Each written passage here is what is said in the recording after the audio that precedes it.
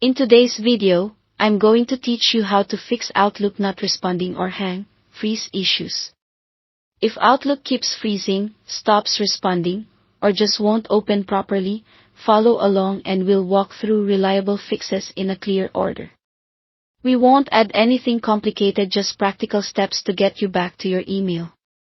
First, make sure Outlook is fully closed. Sometimes it looks closed but is actually stuck in the background.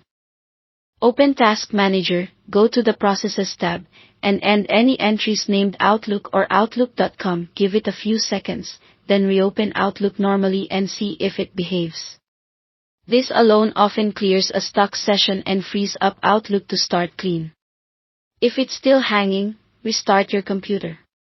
A quick reboot clears background processes and pending tasks that can keep Outlook locked up. Save any open work, restart, and then try opening Outlook again.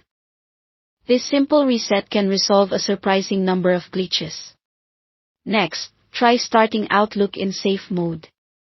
Press the Windows key and R together to open the Run box, type outlook.exe safe, and press Enter. Safe mode starts Outlook without add-ins and with default settings. If Outlook opens quickly and runs smoothly here, that's a strong sign an add-in or a custom setting is the culprit. Use this as your test environment to confirm the app itself is fine. Now, let's disable problematic add-ins. With Outlook open, go to File, then Options, then Add-ins. At the bottom, set Manage to COM add-ins and click Go. Uncheck all add-ins, click OK, and close Outlook. Open Outlook again normally, not in safe mode. If it's stable now, re-enable your add-ins one at a time, restarting Outlook after each change. When the freezing returns, the last add-in you turned on is likely the issue. Leave that one disabled, and keep the ones that don't cause problems.